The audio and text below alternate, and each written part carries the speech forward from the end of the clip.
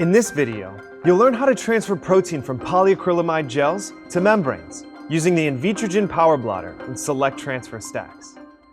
Invitrogen Power Blotter Select Transfer Stacks utilize a special application of the unique gel matrix technology developed for the Invitrogen iBlot 2 transfer stacks. Each stack contains the appropriate cathode and anode buffers in gel matrices, so there is no need to prepare transfer buffer.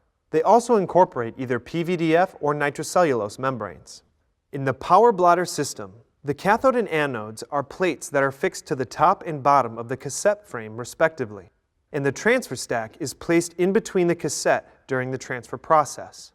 The Power Blotter has two different cassette sizes, a standard size for transferring one midi gel or up to 2 mini gels, or the XL cassette for transferring up to 2 midi gels or up to 4 mini gels at a time. To begin the transfer process, flip the power switch at the rear of the device to turn on the system. Open the Power Blotter cassette by pressing the gray button on the lid. Unseal the Select Transfer Stack and separate the top cathode stack. Set the top cathode stack to one side of the bench. Make sure the membrane isn't stuck to the bottom of the separator. Remove the bottom anode stack from the tray using Forceps and place the bottom stack in the center of the anode. Use a roller to remove any air bubbles from between the membrane and the transfer stack. Open the gel cassette and immerse the pre-run gel briefly in deionized water for 5 to 15 seconds.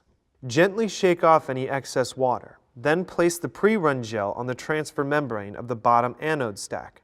Trim the gel carefully so that no parts of the gel hang over the sides of the stack. Use the roller to remove any air bubbles from between the gel and the membrane. Place the top cathode stack, without the separator, on the pre-run gel. Carefully roll to remove any air bubbles. Lock the top of the cassette, the cathode, into place and slide the assembled cassette into the Power Blotter station.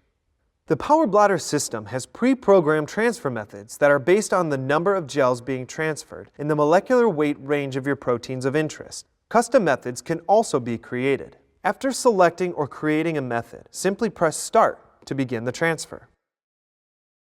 The system signals the end of the transfer with repeated beeping sounds and a message on the display. Upon transfer completion, pull the cassette out of the base and open it. Carefully remove and discard the top stack and gel. Use Forceps to remove the transfer membrane from the bottom stack.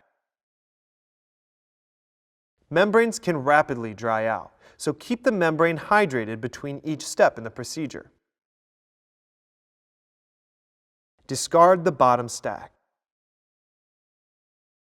When performing several consecutive transfers, drain the cassette by tilting it at the corner. Wipe down the anode surface with a damp cloth or paper tissue to remove any excess liquid.